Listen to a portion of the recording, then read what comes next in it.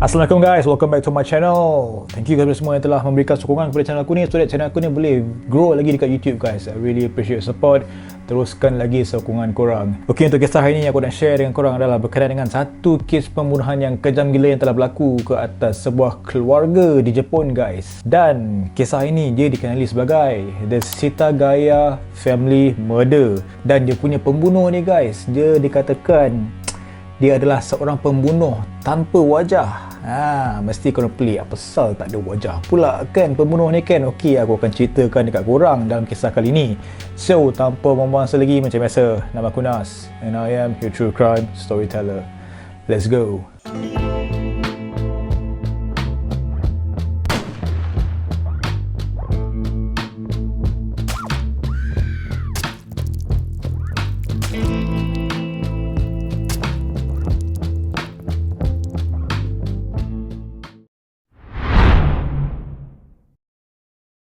The Setagaya Family Murder merujuk kepada satu pembunuhan kejam yang berlaku ke atas sekeluarga pada 30 Disember tahun 2000 berlokasi di Setagaya, Jepun. Mangsa yang bernama Mikio Miyazawa merupakan seorang lelaki yang bekerja di sebuah company yang bernama Interbrand, iaitu adalah satu syarikat konsultan. Dan untuk isteri dia pula bernama Yasuko yang bekerja sebagai seorang guru di sekolah, dan mereka berdua mempunyai anak iaitu seorang lelaki dan juga seorang perempuan. Yang untuk anak lelaki mereka yang bernama Ray iaitu berumur 6 tahun dan juga anak perempuan dia Nina yang berumur 8 tahun.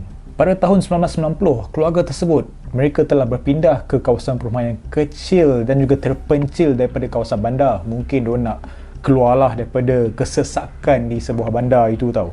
Tetapi lama kelamaan dekat kawasan perumahan tersebut, ramai keluarga yang telah berpindah keluar sehinggalah pada tahun 2000 tinggal hanya 4 buah keluarga sahaja guys yang masih lagi tinggal dekat kawasan perumahan tersebut. Dan jumlah tersebut termasuklah dengan adik ipar Mikio yang hanya tinggal bersebelahan dengan rumah dia. Dan untuk 2 lagi buah keluarga pula, mereka hanya tinggal berhadapan dengan rumah mereka. Boleh dikatakan agak sunyi lah kawasan perumahan tersebut, sebab tak tahu kenapa keluarga-keluarga lain telah berpindah daripada kawasan perumahan yang terpencil itu.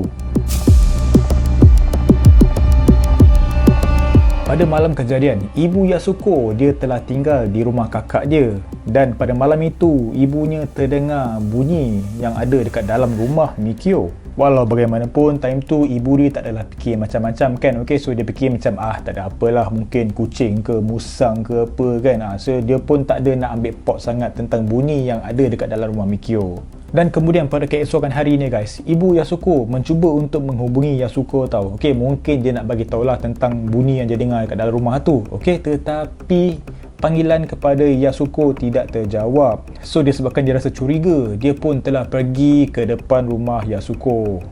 Dan apabila dia telah sampai kat rumah Yasuko tu, dia pun tekanlah loceng, ting tong kan. Okey, tetapi tak ada sesiapa yang jawab guys. Jadi disebabkan itu, bila mak Yasuko ni ada kat depan pintu kan, dia duduk teka loceng, tak ada orang jawab. Dia pun cubalah capai-capai dekat area pintu tu kan, kat atas, kat tepi bawah tu kan. Dia pun terjumpalah kunci. So dia pun menggunakan kunci itu untuk membuka pintu rumah Yasuko. Dan sebaik sahaja dia buka pintu rumah Yasuko tu, dia pun masuklah nak tengok kan mana pergi si Yasuko kan. Tak jawab telefon lah, tak jawab pintu semua kan. Okey, dia dah duduk tunggu lama kat depan rumah ni kan. Okey, jadi dia pun masuk guys. Sekali dia masuk rumah si Yasuko tu, dekat situ juga guys, dia telah menemui mayat sekeluarga Miyazawa itu guys. Kau bayangkan si Mikio, Yasuko, Ray dan juga Nina, mayat mereka bergelimpangan dalam rumah dia. Memang jadi panik lah guys. Okay, so dia panik, dia pun terus hubungi pihak polis. Pada sebelum waktu kejadian kan guys, keluarga Miyazawa ni kan, diorang ni macam ada gangguan sikit lah. Bukan gangguan apalah, gangguan bunyi daripada persekitaran tau. Okay, sebab kat rumah diorang tu dia dekat dengan taman permainan papan luncur. So basically memang bising guys. Bila budak-budak semua main papan luncur dekat taman permainan tu, memang bising gila tau. So diorang macam tak berapa nak tenteram lah duduk dekat situ. Dan even keluarga Miyazawa ni kan, mereka telah pun merancang untuk berpindah daripada situ tau. Okay, dalam sekitar Mac tahun 2001. Tetapi sayangnya mereka punya hajat tu tak kesampaian apabila mereka telah ditemui mati oleh ibu Yasuko.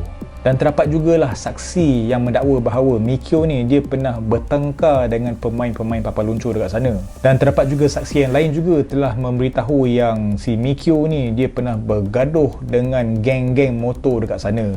So could be lah, probably lah, okay, mereka ada kena-mengena dengan kes pembunuhan keluarga Miyazawa ni. Tetapi kita belum tahu lagi lah.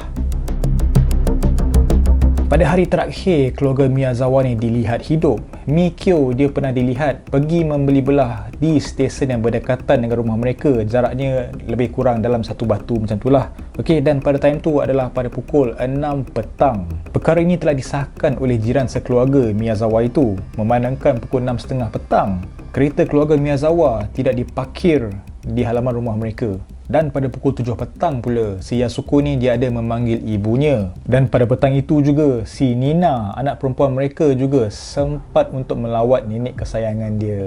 Dan Nina kemudian dia telah bermain dengan komputernya sehinggalah pada pukul 9.30 malam. Dan kemudian dia sambung untuk menonton rancangan televisyen kegemaran dia. Kemudian guys, pada malam itu, sekitar pukul 10.38 malam sehingga 10.45 malam, komputer keluarga Miyazawa telah menerima satu email di mana ia meminta kata laluan untuk komputer mereka itu. Dan pada waktu itu jugalah guys, itu adalah saat-saat terakhir keluarga Miyazawa masih lagi hidup. Kejadian pembunuhan keluarga Miyazawa itu telah berlaku dalam sekitar 11.30 malam dan suspek itu telah dipercayai telah mencerobohi rumah itu melalui tingkap di bilik mandi rumah tersebut. Dan mangsa pertama yang telah dibunuh adalah Ray, di mana dia telah dicekik sehinggalah mati di dalam bilik tidurnya sendiri. Kesian gila weh. So apabila itu telah berlaku, mestilah ada macam kecoh-kecoh sikit kan, okay? And pada time tu Mikio dia sedang membuat kerja dia dekat tingkap bawah tau, okay? And then dia terdengar macam apa benda yang kecoh-kecoh dekat tingkap atas kan, okay? Dia pun membuat keputusan untuk naik ke atas. Dan apabila si Mikio nak naik tangga kan dekat tingkap atas tu, member boleh berselisih guys dengan suspek itu weh. So bila dah berselisih tu, apa lagi? Bertumbuk, bergaduh ada orang kan. Tetapi nasib tidak menyembelahi si Mikio ni lah, okay? Sebab badannya telah ditikam dengan pisau sehinggalah dia mati. Dan jasad si Mikio tu sedang terbaring di anak tangga yang paling bawah dekat rumah dia. Dan suspek itu seterusnya telah menyerang Yasuko dan Nina. Pada time tu mereka sedang tidur di bilik mereka di bahagian loteng rumah tersebut. Pada awalnya guys, cubaan suspek untuk membunuh dua anak beranak tu gagal guys. Okay, so disebabkan dia rasa tak puas hati, dia turun ke tingkat 2 di mana dia telah membunuh Mikio tu untuk mengambil pisau dapur yang telah gunakan untuk menikam Mikio. So once dia dah ambil pisau tersebut, dia pun naik balik ke atas loteng guys. Okay, dan dekat loteng itu jugalah dia telah berjaya untuk membunuh Yasuko dan juga Nina. Tetapi sepanjang pembunuhan yang telah dilakukan oleh suspek itu kan, terdapat pergelutan lah, okay, antara dia dan juga keluarga Miyazawa tu, okay, sebab suspek ini dia mengalami beberapa kecederaan. Tetapi dia punya kecederaan tu tak dipastikan lah whether dia cedera semasa dia bergelut dengan Mikio ke ataupun semasa dia hendak membunuh Yasuko dan juga Nina. Okay, tetapi dia punya cedera tu boleh tahan jugalah, okay, and memang keluarga Miyazawa ni memang tak give up lah. Of course lah kan, kau dah pecah masuk rumah orang. Of course aku rasa obviously Mikio lah kot yang bergelut betul-betul dengan si suspek ni kan. Tetapi apa yang pelik pasal suspek ni kan guys, lepas dia dah settle bunuh keluarga tu, secara kebiasaan lah, okay, kalau orang jahat dah masuk, contohlah dah bunuh, dah rompak bagai semua kan, diorang akan terus cabut, betul tak? Okay, tetapi tak guys, sebab mangkuk ayun ni dia boleh lepak lagi dekat rumah Miyazawa ni. Okay, and bukan kejap je tau, dia lepak ke rumah tu selama 10 jam geng. 10 jam guys, kau boleh bayangkan dia buat apa Mat? Aku tak tahu tu. Dan lagi pelik is, tak ada sebarang pun barang-barang berharga yang hilang daripada rumah Miyazawa itu. So apa mangkuk ayun ni nak sebenarnya kan? Okay, memang tak tahu guys apa dia nak sebenarnya. Yang lawak kan guys, si mangkuk ayun ni dia seolah-olah macam dia buat kerja bunuh dia santai je geng. Sampaikan dia ni sempat untuk membalut luka dia guys. Dia ambil on sweet time nak recover balik macam dalam game dah pula aku rasa Okay, and even dia juga pergi dekat dapur, buka peti sejuk dan makan macam-macam guys. Whatever makanan yang tinggal dalam peti sejuk rumah si Miyazawa tu, member perembat habis guys. Dia ingat Airbnb. Aduh, Tapi bukan itu saja guys. Okey, dia ni memang menggunakan facility rumah si Miyazawa ni to the max guys. Okey, sebab dia even menggunakan komputer keluarga mereka tersebut guys. Okey, dia telah menggunakan komputer dia dan juga layan internet. Okey, time tu dalam pukul 1 pagi tak silap aku, dia layan internet dalam 5 minit lebih jugalah dia pakai. Dan bila dia guna internet tu kan, dia bukan guna internet nak buka email ke, nak reply email ke, apply kerja ke apa. Tak ada guys. Member dia beli tiket. Dia beli tiket untuk pergi ke sebuah teater punya show guys. And dia beli tiket tu dekat laman web Shiki Theatre Company. Okay, basically company tu memang dekat sana top lah untuk whatever theater punya show kan. Member cuba nak beli tiket gang. Boleh tahan very high taste suspect ni. Betul lah. Menjelang esok paginya, member tak check out lagi guys. Member dekat situ lagi. Dia ada juga melayari internet lagi sekali guys. And kali ni dia gunakan internet lebih kurang dalam 4 minit lebih lah. And dekat situ semasa dia guna internet tu, dia sedang mencari maklumat di laman web sekolah Yasuko. Mungkin dia nak korek lah kot info pasal keluarga si Miyazawa ni kan, sebab Yasuko kan adalah seorang guru. So maybe adalah benda dia nak cuba korek berkenaan dengan keluarga Miyazawa. Kan si Mangkuk Ayu ni nak beli tiket pergi teater tu kan. Okay, somehow lah, tak tahu apa sebab dia telah gagal untuk membeli tiket tersebut tau. So member rasa macam geram tak puas hati. Aku nak tiket aku tu. Member tak boleh beli kan. Member tak puas hati. Dia pun menggeledah satu rumah si Miyazawa tu guys. The reason why dia menggeledah rumah si Miyazawa tu sebab dia hendak mencari whatever maklumat yang boleh dijumpai pada time tu. Jadi semasa dia telah menggeledah rumah Miyazawa, dia terjumpa beberapa dokumen peribadi seperti dia kad kredit, buku bank dan juga lesen memandu dan juga lain-lain lagi lah. Dan kemudiannya, okay, bajet lepas dia dah jumpa whatever dokumen tu, dia akan cawarkan. Tak guys. Member ambil semua dokumen tu, dia susun elok-elok. Dia susun elok-elok dekat ruang tamu guys. Lepas dah susun tu, tiba-tiba member jadi penat.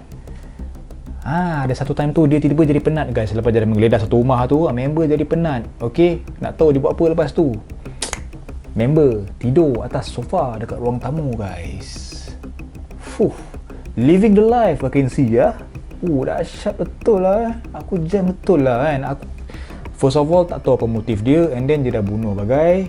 Lepas tu dia nak beli tiket teater, and then pak member sudah tidur. Aku jam betul lah orang macam ni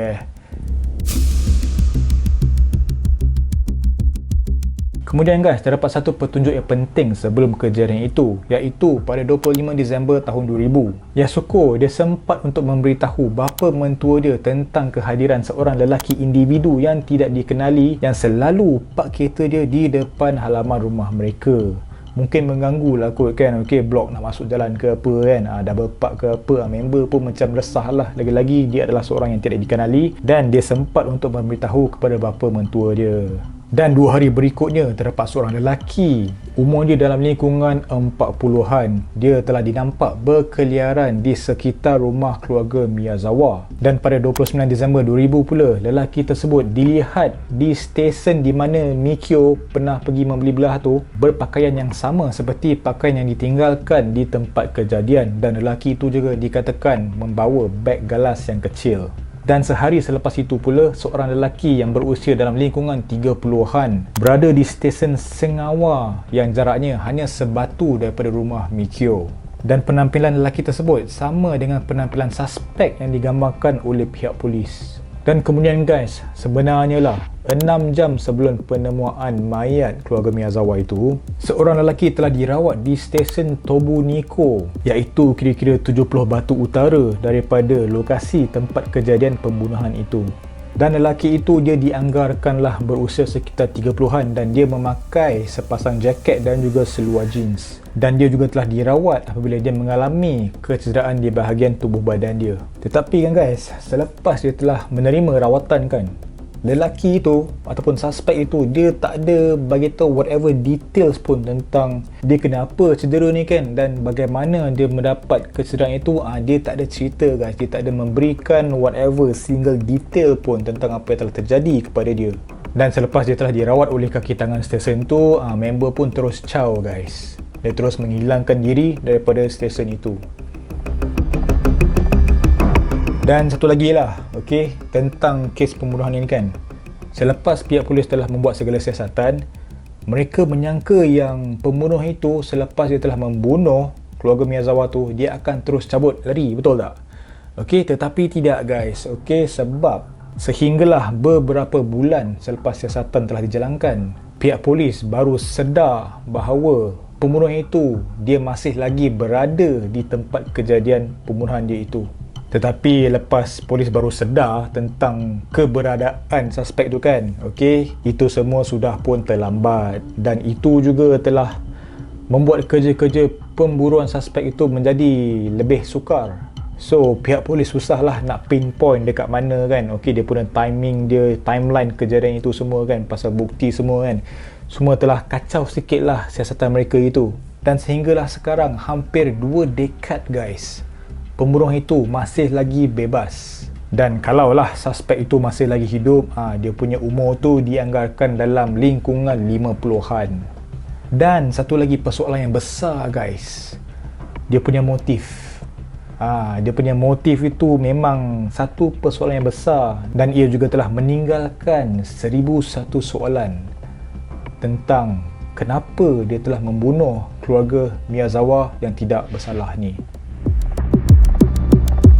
Jadi sampai sini sajalah yang aku boleh share dengan korang tentang kes pembunuhan yang kejam telah berlaku ke atas keluarga Miyazawa, dan pembunuhnya dikenali sebagai pembunuh tanpa wajah.